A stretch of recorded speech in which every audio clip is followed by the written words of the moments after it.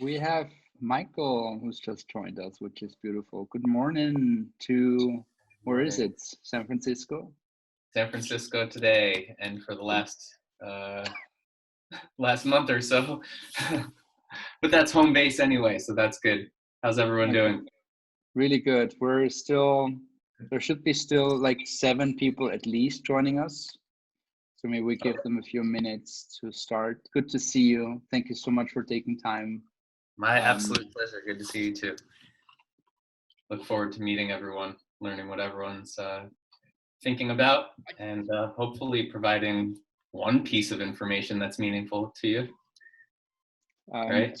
to share that with you guys, Michael's been a person working at a space where I started finding a home base in San Francisco 8 years ago. And a few years later, we did the TEDx San Francisco together, and it turned to be an amazing experience of spending time together. And it's kind of a journey where everyone was in his path. And now and then we met somewhere doing things together. Although recently, it's more of me pinging Michael for being open for conversations like this than the other way around. By the way, you inspired me with the concept of mentorship and as the people like you who are open for these conversations. And what I always do is I start telling this to everyone, like everyone involved. I start telling it's like I'm building something like a mentorship concept, just to see how people respond. And it's like the 100% respond is count me in, Good, which good. is nice. Which is nice. Yeah, Um, I feel like maybe one more minute and then we start. great. It's new for me. I I didn't even know that you're not at Google anymore, but makes so much sense that you're following something that's warm-hearted social businesses. It feels like yes, of course. I wasn't even like when you said you're doing this now. I wasn't like why did you leave? I just felt like how does it feel not to be at that giant vessel anymore? But Sure. I guess you're gonna tell in a minute.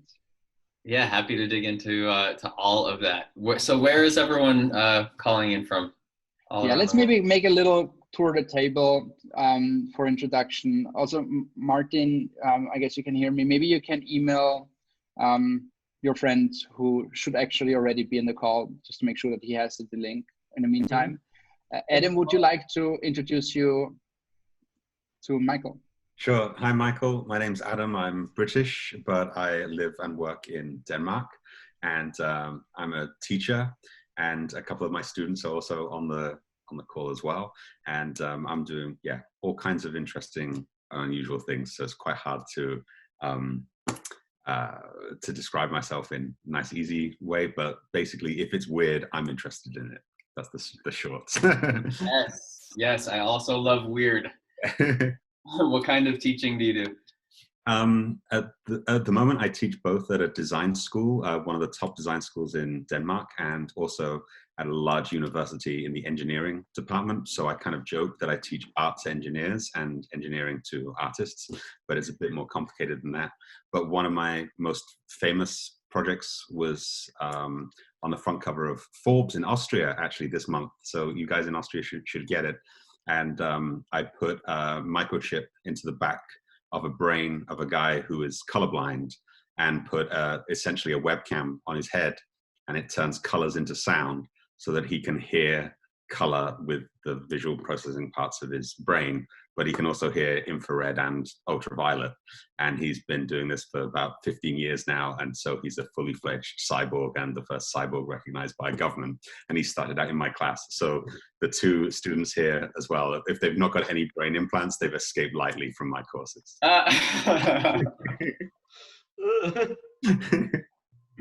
So yeah, quite weird. Yeah, that is quite weird and fantastic. And 15 years ago, you implanted the chip? I think so. Yeah, wait, what was it now? It was 2003, 2004, something like that. Yeah, yeah. So cyborgs for me are out of date. That's old. That's old news. Yeah, right. So tell us what's next then. Well, yeah, that's a really good question. I don't know, but all I know is that it's not that good of an invention because no robot has been sent from the future to kill me yet. So Yeah. that's why I judge all success and failure by the script of the Terminator. Yeah. Now that would be weird. Yeah. You've been working on the project, The Anatomy of Experience, as far as I can remember. Where did that go? Yeah. Oh, all sorts. Yeah, all sorts of stuff. Yeah, I'm really obsessed with human experience and how that adds value. And this is why I spend a lot of time working in between arts and engineering, because like some of the brilliant engineering students, they know how to make a fantastic bridge, but they don't know how to make a bridge that makes people fall in love. And that's really special, because, you know, the Eiffel Tower, the most romantic place in the world, is just a hunk of metal to an engineer. And I want to know what makes that hunk of metal different from every other hunk of metal in the world. Wow, well said. Nice. Dieter. Unmute myself. You're unmuted. Hi, Michael. Great to meet you. My name is Dieter. I come from Austria. I work in sporting goods retail business and renting out sporting goods. Yeah, and I'm very happy to be part of this phenomenal group, and I'm very curious what you're going to talk about. Me too. Me too. Martin. Hello. Introduce yourself. I'm also from Austria, and I'm involved more like in innovation and startups. So we organize a lot of events for startups in Austria, and I also one of the organizers of the Innovation Congress, what we have next year for the 10th time. So I'm very interested to see what's going on in Silicon Valley.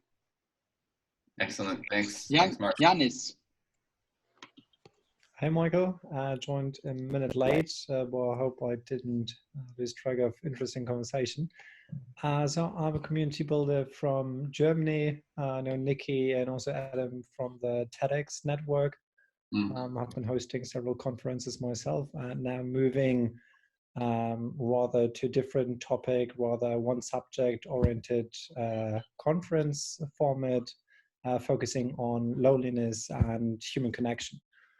And currently learning from the best and conducting several interviews and so on. Did you just pivot to loneliness, or is this something you're working on before the pandemic? I mean, already in the framework of TEDx, we had one conference focused on the topic active listening, so compassionate listening, and already got involved with people like Tracy Rubel from San Francisco, who brought to life the sidewalk talks. So I had an interesting conversation with her once again today. And so already been curious and interested about the topic before the pandemic, but now with the pandemic, it was brought back to my agenda because I got curious, okay, what does it do to the people, especially most vulnerable when it comes to isolation? Yeah. Frederick. Yes, Thanks. I'm doing my bachelor in product development and innovation at the moment, and I had the pleasure of having Adam as my supervisor on my first semester at uni. That was something different. A very big learning experience there. But yeah, so not so much innovation experience, but working on it and collecting and searching for new things every day. So, Nice. Yeah. Nice. Anders. Yes, Unmuted. I'm studying product development and innovation, the same as Frederick, and I also know Adam. And I thought this might be a good opportunity to expand my horizons within the Silicon Valley. The students were together with Adam actually planned a real on-site tour in Silicon Valley. So they converted the idea of traveling to the idea of terminal travel. Yeah. Well, sorry that your trip was canceled, but I'm glad that we're still meeting regardless. It's totally interesting how much time we're spending in front of our screens now talking to each other.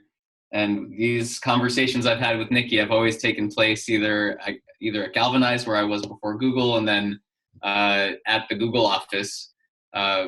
Pros and cons, obviously, but I've been jumping on so many more panel conversations. Like I didn't go to too many events recently just because I was burnt out from events and all the networking and having to go and missing my family. But it's just become so easy to, RSVP to something, jump on, get some great information, and then leave. So I feel like I'm actually getting a lot more content these days. So that's good. But I definitely enjoy looking at people in the eye, and I'm not sure if we're looking at each other in the eye right now, even though I'm, looking at you. So yeah, we're all becoming super comfortable. Even my parents are so comfortable with FaceTime now. It's something that they never liked to do, but now they refuse to just talk on the phone. They'd rather see the face. So anyway, all of that aside, Nikki, thanks for bringing us together, and thanks everyone for introducing what you're working on and what motivates you.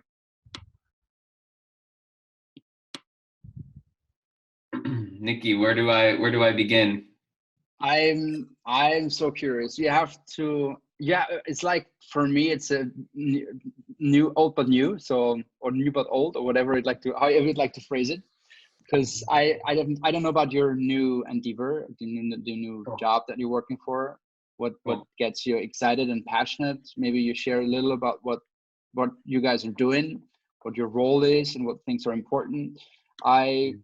I see this more, and it's also an invitation to the group as a interactive momentum, as opposed to Michael giving a talk with slides. So yes, yeah. These Absolutely. also kind of wherever this is going, let's call it unconference style. Wherever this is going, take maximum advantage to use that rough hour that we have left together with Michael for interaction, for asking questions, for thoughts and opinions.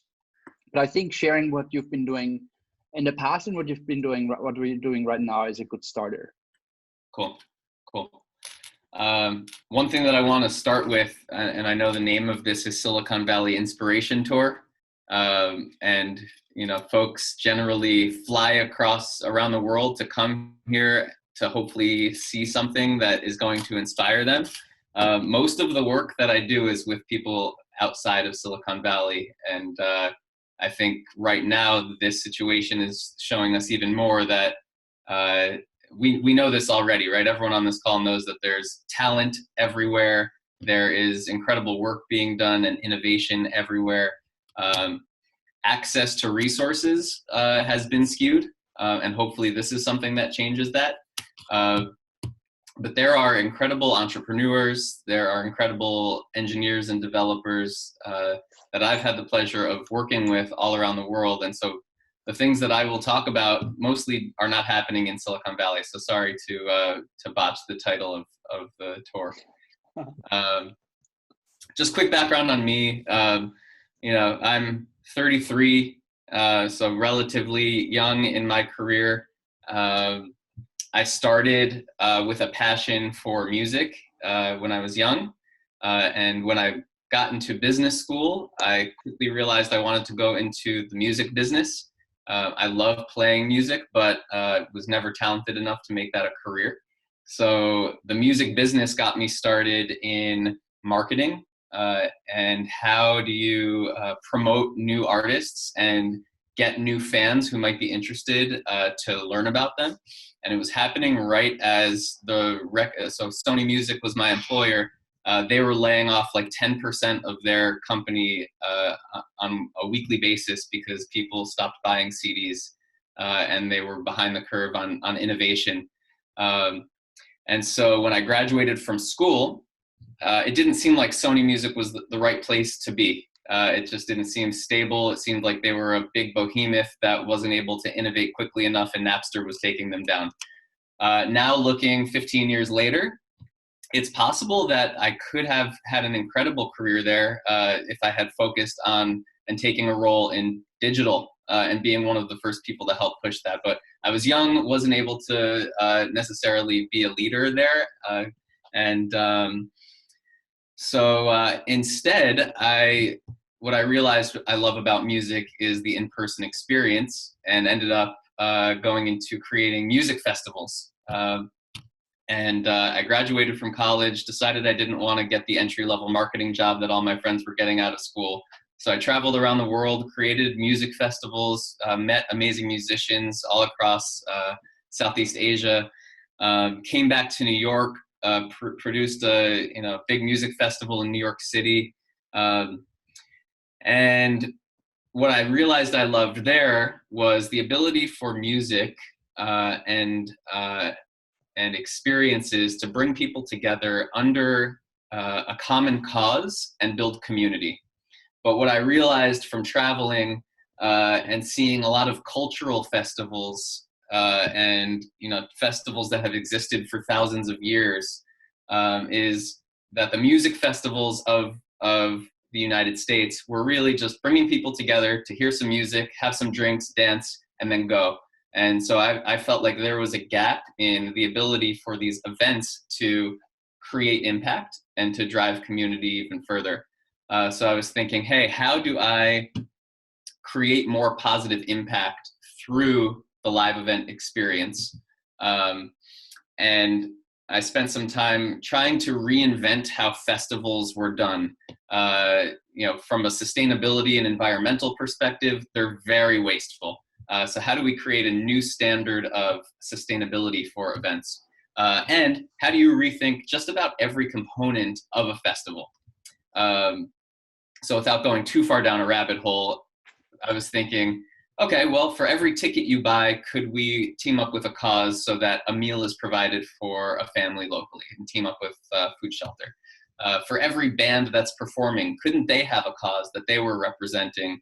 And could the audience vote on the song they want to hear through their phone and pay $1 per vote, and all of a sudden you've raised $10,000 for a cause just by having people vote for a song? Couldn't every merchant who's selling things at the festival be a give back vendor? So I went down this path of trying to create basically like a LEED certified for buildings, or organic certified for food.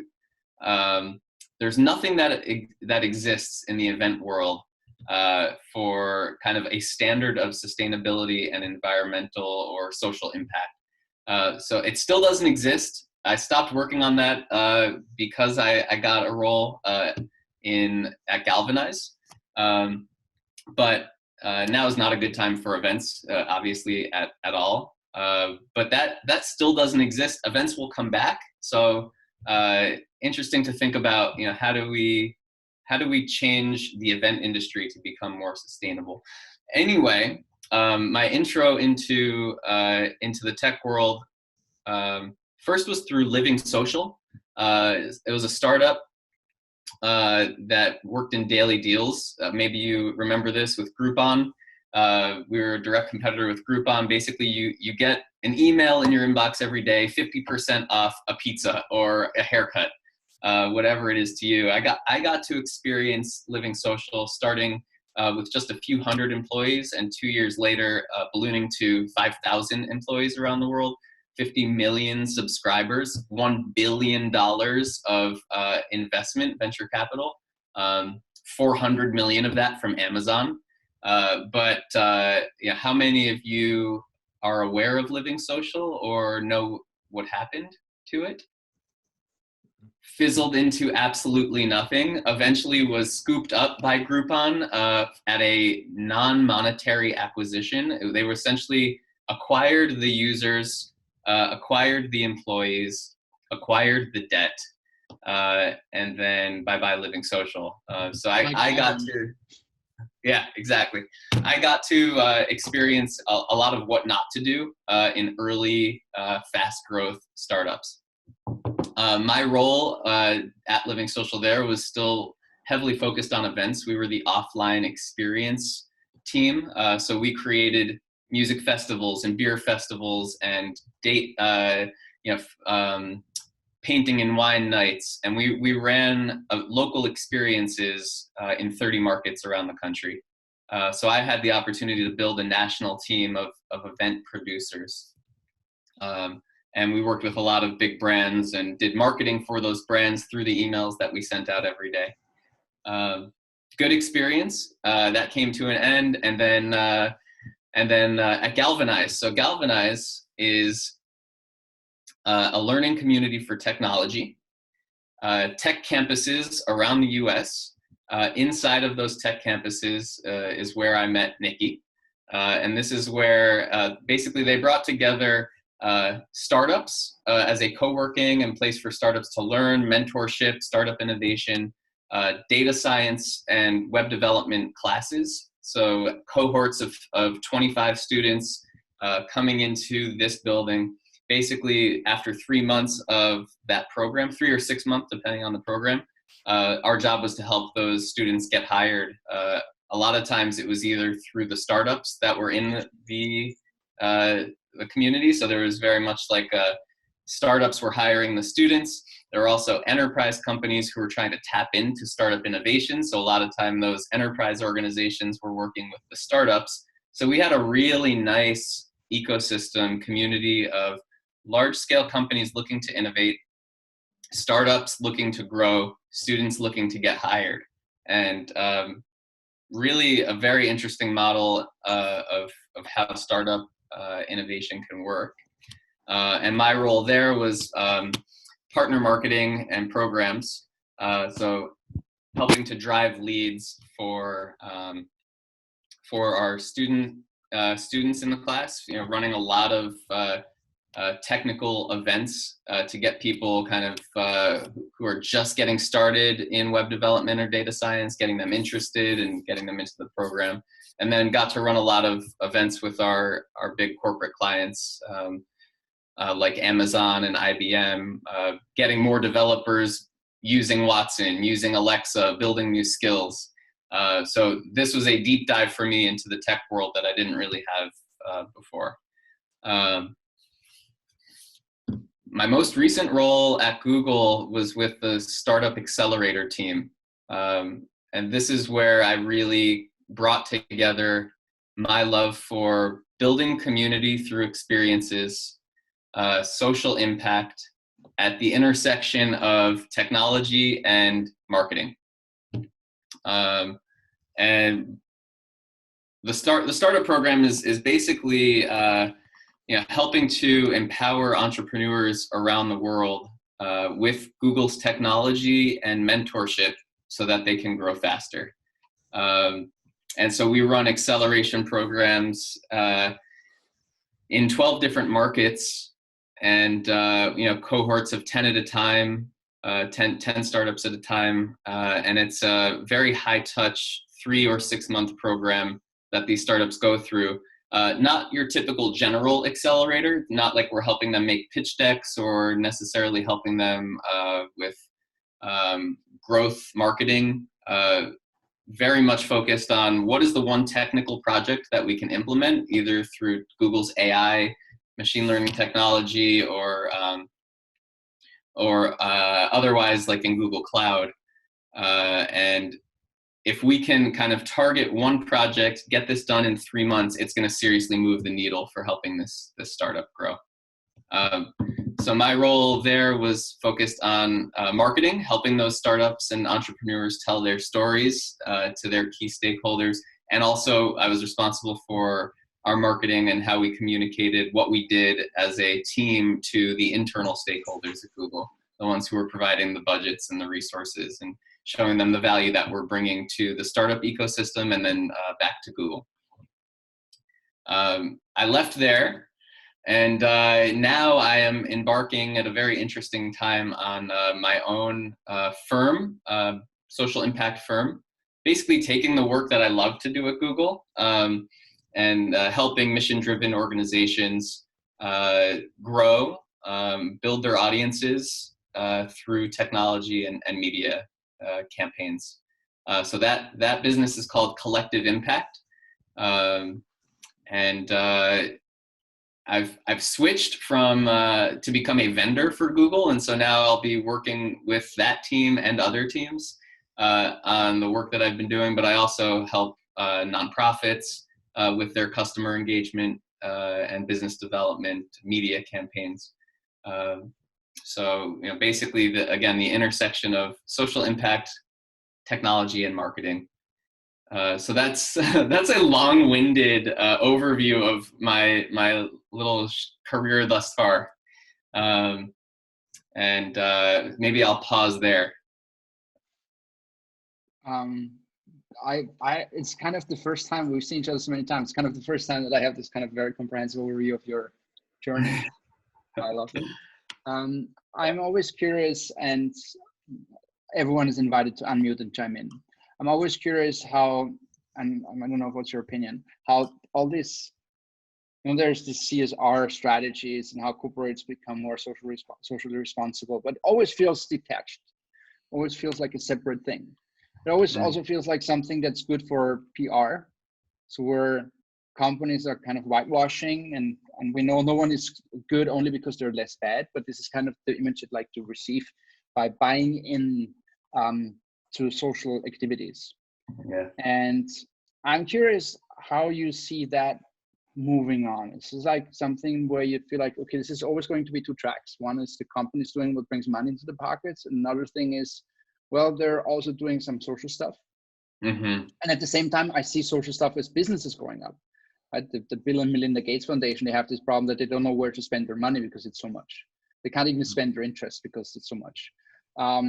And other companies more into the traditional businesses, transactional business or whatever it is, good for value for money, some circle of bringing the company up the cycle of a successful company, and then they just add on some CSR stuff because that's what people expect them. So I'm wondering, what's your take on that? Where is this going? Is this going to be like, is social going to be its own industry, or is it going to be stay separated, or is it going to morph together, merge together? Yeah, that's awesome. I think everyone on this call could probably form their own opinions on that. And so my answer is absolutely an opinion. But based on what I'm seeing as trends, absolutely, I think the traditional model for businesses, driving impact, social impact is, okay, let's focus on building our business. Let's focus on making a ton of money.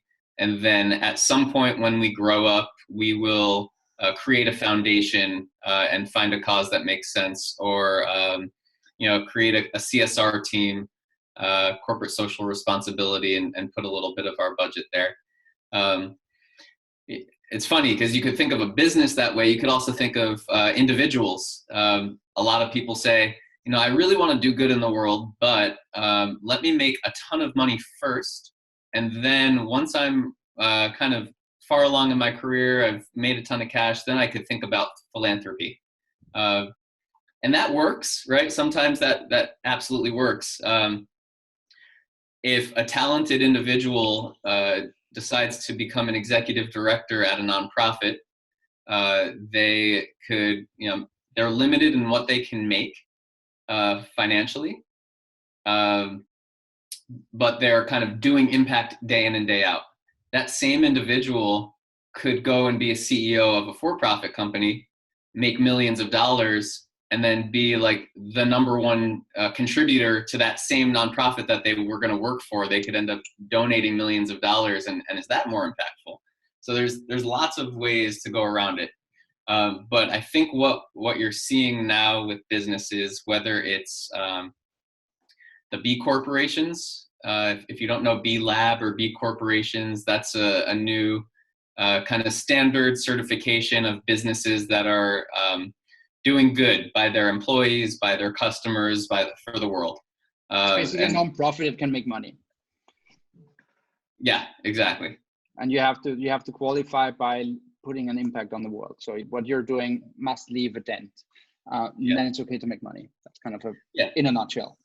And then on your packaging, you put this B Lab certification, and that is something that is growing in popularity. I think people talk about the transfer of wealth. It's like something like $10 trillion over the next 10 years is going from our parents' generation to the next generation, and the people who are going to be coming up care a lot more about the brands that they buy from and the causes that they're, you know, that I'm sorry, that the brands that they buy from are doing good for the world.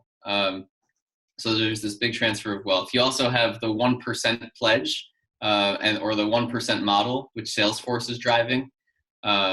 Basically 1% of revenue, 1% of product, and 1% of employee time, going back to causes, volunteering type of thing, and companies are jumping onto that model.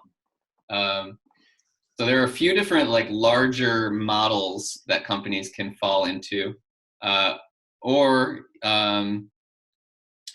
you could do it on an individual level where you really have to find out what is authentic for my business. It's pretty clear when brands inauthentically try to tie to a cause that's not related to what they do. And we can all sniff that out, you know, and maybe that's like great, but it feels weird. It feels like a stretch. So, you know, I think more and more businesses are thinking about their corporate citizenship from day one. And I think that consumers are expecting that of them. And the ones who do it right, you know when it's done right. And that's something that's really exciting for me, is helping businesses, nonprofits tie together, cross-sector partnerships. I really love the ability to bring in creative media campaigns or celebrity influencers to help drive awareness to causes and things like that. So I'm very happy to follow up with this call with a couple of links to like what I think are very authentic, genuine campaigns around social impact for business. Interesting. We have 3 people today from a business school, and I don't know, Adam, I feel like social business, is that a topic being taught in a business school, or should it be, or how do you see that from a perspective of education? Yeah, well, here in Denmark, and I've been teaching at business schools previously, CSR is always a topic, and now even in our engineering educations, we're seeing a lot more sustainability questions coming out. One of the things that we're seeing a lot is when companies know that they should be good, but they don't quite know how. And we've been working recently with a very large wind farm company who make huge blades that need replacing every 10 to 20 years. And of course, in Denmark, we have tons of wind power, but it means that in a few years, we're going to have tons of old blades that are no good. They know that they're going to have to recycle them because everybody looks at renewable energy as it's supposed to be a good thing, but soon they're going to have this massive waste problem. And so, but also what's smart is they know that they're going to get regulated sooner or later. So they may as well be the ones leading that conversation on their regulation and figuring out how to be regulated in the best way rather than having it sort of thrust upon them. And so this is a place where we're seeing lots of students coming up. It's not necessarily to fill existing roles, but for young people to invent new roles and new positions within existing companies and new processes. We see that a lot. Okay. Peter, you raised a hand earlier. You're muted. I'm muting you. Now you're not muted anymore. Oh, thank you, Nikki. Michael, I have 2 questions. One is going back to Living Social and the acquisition by Groupon. Yeah. I mean,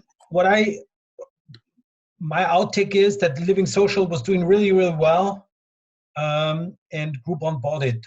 From your point of view, what were the biggest mistakes Groupon did to stop the drive of Living Social? Because you smiled when you talked about it, you know, that I can feel that there was something there, and what stopped it? Why did they do it? Yeah. Yeah, great question. So it was so it's like 2010. So still a little bit early in the world of personalization. So I would name that as the number one reason why Living Social did not do well. We were sending, so in New York City, we would send out 1 million emails that all offered people half off manicures. Well, half of those people don't want manicures, or pet grooming. Well, half of us don't have pets, and the organization was very slow to figure out personalization. It was just before that really was a thing, and so after a while, the 50 million subscribers around the world got sick of these emails and basically thought of it as spam, and so the open rates dropped and dropped and dropped. Engagement rates dropped and dropped and dropped, and basically, they were pounding the same people every day with stuff that wasn't necessarily relevant. I remember our all hands calls.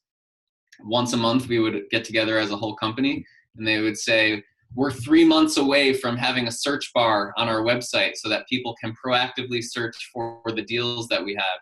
And every time we would meet, it was always delayed. Like they just couldn't figure out the product, the search bars, personalization. And that, I think, tired out the audience. It was also with Groupon for a while a crazy land grab.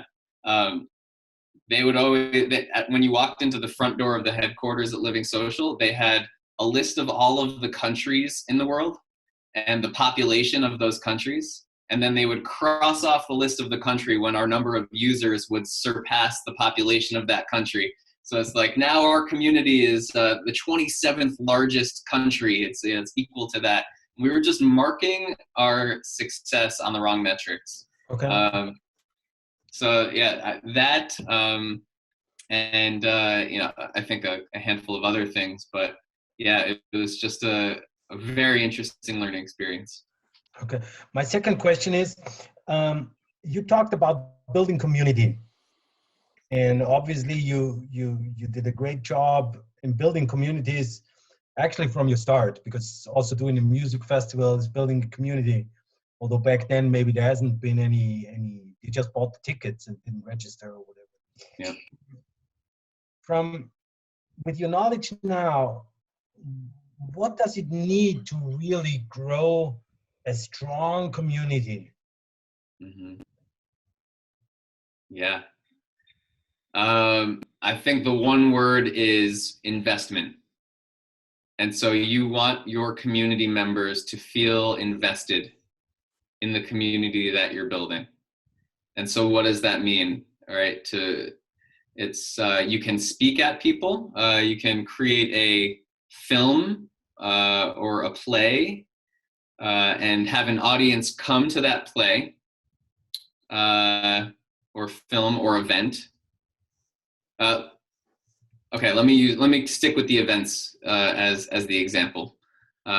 You go to a music festival, you attend, you know that you're at this festival with other people, you feel aligned in that, and then you go home.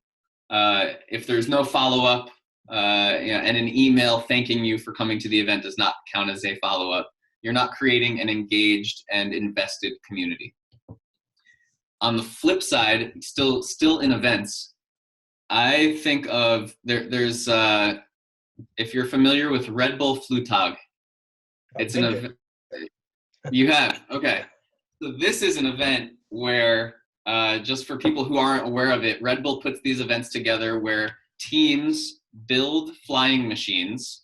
They create team costumes and a team dance and spend months building this flying machine, all to be up on a 30-foot platform, run off of it, and see how far their flying machine goes before they land in the water. And it's an incredibly fun event to be at. It's a German word. It is a German word, yes. And the point is these teams spend months ahead of time investing themselves in Red Bull Flugtag, building the machine, creating the dance, getting together over and over and over, prepping for this moment. And so that is an experience where once the event is done, this team is now totally joined together in this community. And then they do a really good job connecting the teams and sharing the experience and keeping that energy going until the next event. Burning Man is also a great example of a festival where the community is engaged in creating the experience for each other. And people are putting financial resources in to build camps and experiences. And so it all comes back to investment. There are other fun things that I love, and actually Nikki and I were talking about this the other day, but what's the shared vocabulary that you and your community have? What are the words that you use to describe who you are, what it is you care about? Not necessarily a mission statement, like the words. Googlers, right? Everyone at Google is called a Googler. It's very silly, but they use it all the time. And as a result of that, I'm a Googler, you're a Googler. I've left Google, I'm an ex-Googler. And so that is very helpful. Shared symbols is very similar as well. So you're walking down the street and someone's got the same logo of the band that you like, and you're instantly connected. Or you've got a shirt that says, has the symbol of your city where you're from, and you're instantly connected because of that. So I think it comes down to building the earliest communities and the first cities, or that sort of thing is, who are we? How do we talk about ourselves? Are we invested? Am I being called upon to be engaged? And I think if you can do that right, that's really the magic sauce, because then you have lots and lots of people who are contributing and making the community really what it is. Thank you. Absolutely, thanks. It's interesting how this can also flip to a cult, right? When you're a Googler, when you follow guidelines that the Googler, what's the archetype of a Googler?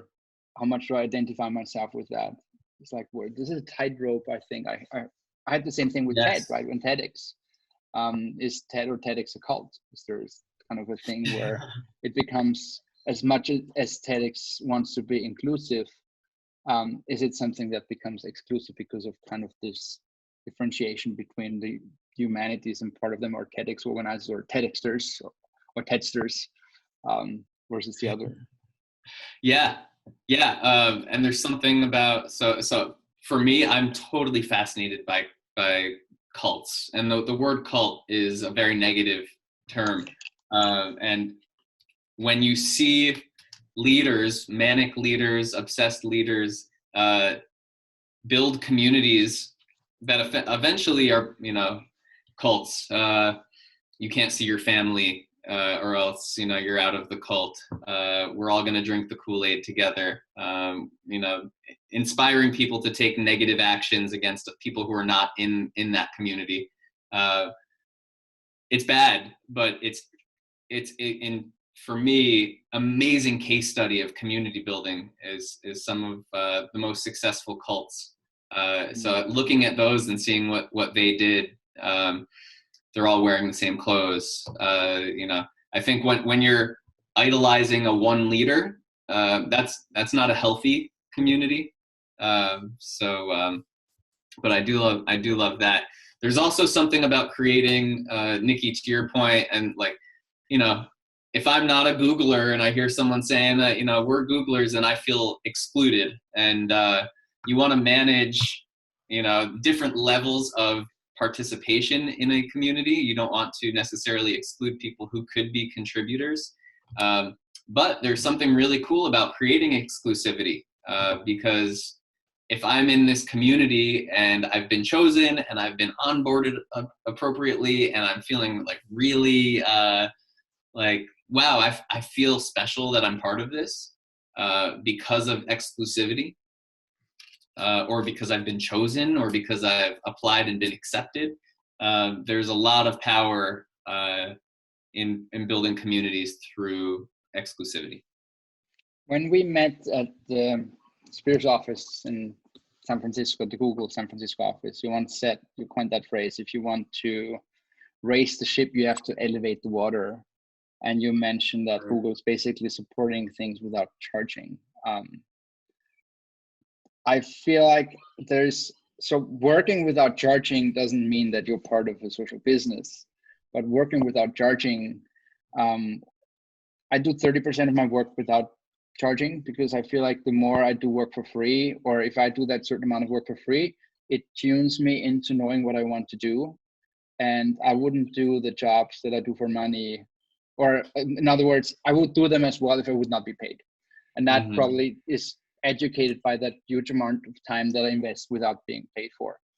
I don't know that kind of, and what's your take on that sentence? It just inspired me. I'm paraphrasing you all the time with that, because I think that's where we want to go, right? We want to raise the ship, so we have to level up the water.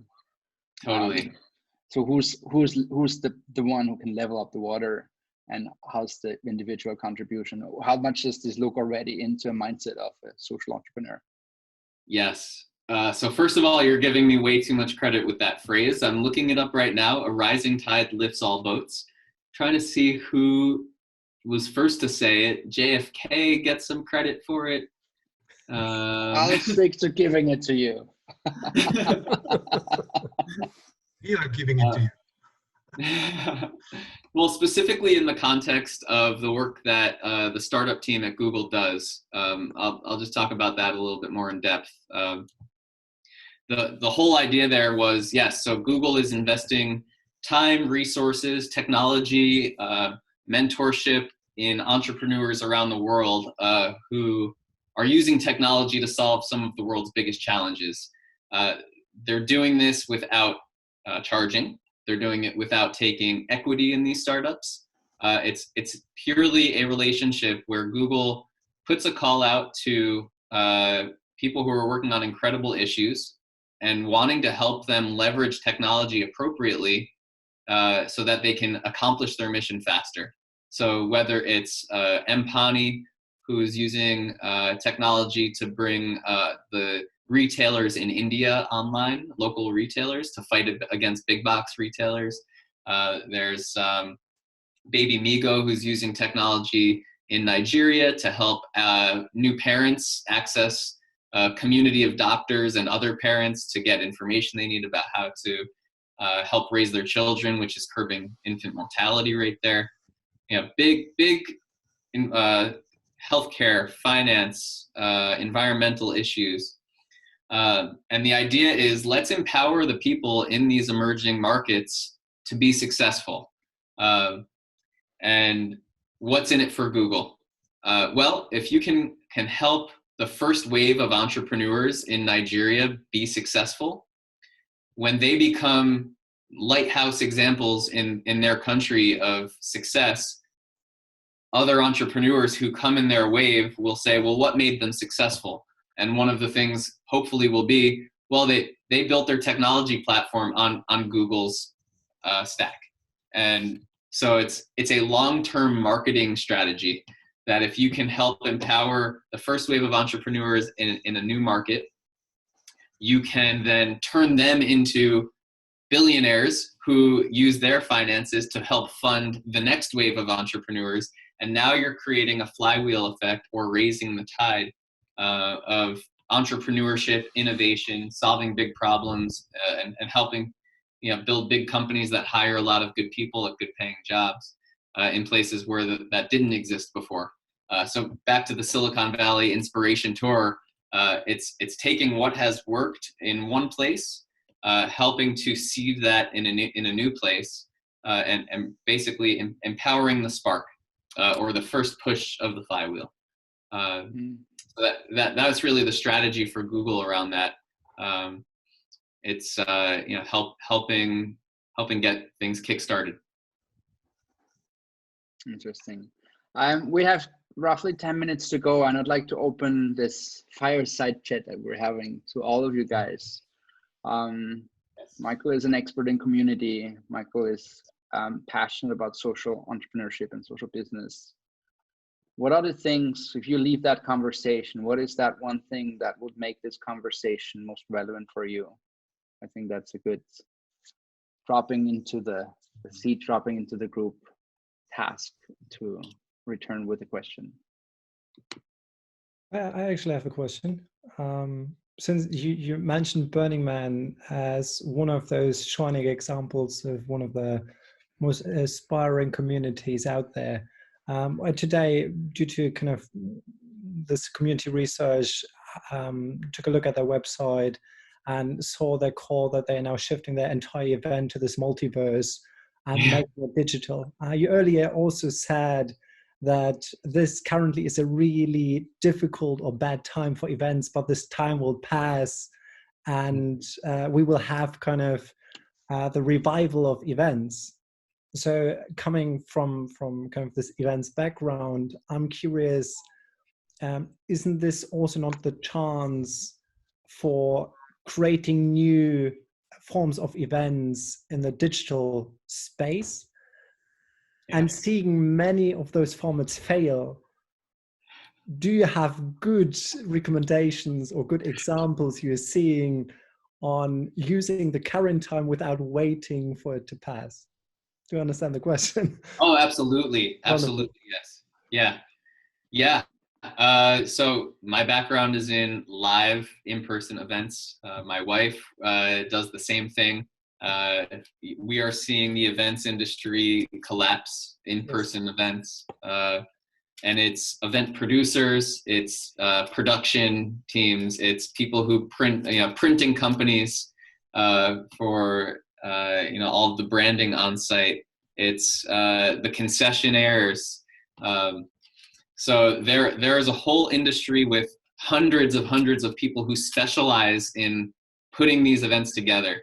And the future for those people who are actually needing to be on site in order for their jobs to function, like they're being laid off now or they're being furloughed. My wife's business is putting together 10,000 person conferences for tech companies, and they've let go of their on-site producers. They've let go of the people who create the keynotes. The people who remain at their company are the account directors, the people who are strategically thinking about how do you creatively keep the same experiential component of your brand and bring it online. So I don't know how. I think we will see. The large scale events are the first things that went away during this pandemic. It was like, events 500 and more, or no more. So I think that's going to be the last thing that we see come back. We'll all start to go back to work, be able to go to the shop, and maybe even go to a small concert. But the big events, people are going to be uncomfortable for a while, and laws might make it hard. I think that the Corona era, I'm avoiding the term crisis because it's a mourning for all the families. Besides the personal disasters, I wouldn't categorize it as a crisis. I think you can see it as a fire accelerant. When you think about all the concepts and ideas that you had in 5 years from today, that's happening now. I just feel like it takes all these, where should we be? Where are we supposed to be when we think about where are we in 5 years from today? That's where you are right now. And everything that doesn't make sense to go back to where we've been before that era will not go back. Talking specifically about Burning Man, I'm not sure. I don't think they're going to go back to the playa because they've been already talking about not going to the playa anymore, but joining Fly Range, where they're going to have a 365 experience to make Burning Man not the festival, but a mindset, and converting the idea of being 80,000 people in the desert for 10 days, erecting a city and removing it in a leave no trace fashion into what's behind that. And that was the radical self-expression, the radical inclusiveness. So all these aspects that are really important for Burning Man are a mindset on the festival. So I would even bet on that they will not go back to the playa, but they would take that as a change of chapter and not see it as a festival thing, but as a mindset thing. So when you think about what you are doing, where you're attracting 80,000 people to a spot for 10 days, I think you might think about what is it actually that I'm doing 80,000 people, as a matter of fact, is just happening, but it's not what you're doing. And I think this is where you can see large scale events going. I mean, I don't know, it's a personal opinion. I've been working with Borg because I did some conferences at Burning Man. And I know that they always had this, since the Fly Range was partnering with Burning Man, they always had this feeling of, we have to stop calling Burning Man a festival. We have to make sure that the Burning Man community understands that this is not a festival. It's not about the 10 days and 80,000 people. So how can we convert this? And now as they, I mean, I'm sorry for the organization because they just canceled Coachella. Now they have to cancel Burning Man, or had to cancel Burning Man this week. It's probably also tough from a financial perspective, but I'm sure that's not going to go back to what happened before that. As a little spin away from the topic, but as you asked. Yeah, no, I think that's the point. You know, as events have gotten canceled, you've seen very quickly some of them are able to convert to a digital event. At very, very early stages of what it means to go to a digital conference or festival. I think you'll see VR accelerated to make you feel like you're there. And that's nice. Or you might have like a Sim City experience where you on your computer have a little avatar and like walk up to different booths and tap on someone's shoulder. Like that might happen. Right now we're just seeing panel discussions happening in this type of format. But people are experimenting and very fast. There's definitely an opportunity there for businesses that can help brands figure this out fast. But I think back to Nikki's point, the festival or the event is a means to an end, and depending on the brand or depending on the event, there's a bigger mission that the event fulfills. And so it's just a matter of finding a different means, bringing that community online and engaged in a way that does the same thing that an in-person experience would have done. And Burning Man, if you take a look at their, what makes them a community, they've put together a very succinct, 10 different principles, and those principles apply whether you're in person or not. And I'm very excited to see what the multiverse is going to look like. So I will be attending. Thank you. Okay. Do we have one more question for Michael? We have Patrick already joining us here for the next session. We can use this as a nice transition to technology, but I want to take advantage of every minute we have you on the line. If there's anything that you'd like to coin in, add, ask, please use that moment. Well, I have can you hear me? Yes. Yes. Yes. Do you think it is possible on hand these examples to bring events for real social problems? I didn't catch the whole question. I'm sorry. Well, it's nice to build a flying machine and jump in the water, but what's this event for real problems what people have? For example, they have not enough to eat. A lot of people they are homeless, whatever. Do you think it's possible to create events for real problems? Yes, absolutely. So my favorite example of events as a way to create awareness and funding and for causes is basically shoot, I can't think of the name right now, but any sort of race or bike ride or something like that, where you have, again, it's about building community, because to participate, you have to raise donations. And so picking a cause for a race and then raising thousands of dollars per individual, and all of a sudden you're raising millions of dollars and lots of awareness for cancer research or whatever it might be. Like that's a classic example of that. But I think in lieu of in-person events, what you will see is more brands teaming up with nonprofits that are relevant to them, and then using celebrities or influencers to drive more people and awareness to those causes. So I do hope we see a lot more of that. But yes, yeah, Flutag, I don't know if there's a cause associated with that event, but. Michael, thank you so much for spending your first hour of the day with us. I really enjoyed that conversation. As I said before, you will all be connected. You can take it from here. Keep this. These are connections for you guys, invitations for you guys to turn these connections alive to friendships, networks, wherever it goes. I'm very thankful for the time. I love that. I wish you all the best. To give you a warm virtual hug, because that's what we do. You know what? In terms of shared symbols, just to go back to that, in lieu of our hug, and since a virtual hug is kind of strange, and even the elbow tap is not allowed these days, I am now promoting the hand on heart as a new hug. Maybe in the near future we'll hug our families and closest friends, but in the meantime, hand on heart has felt really good. So we can build community through that shared symbol.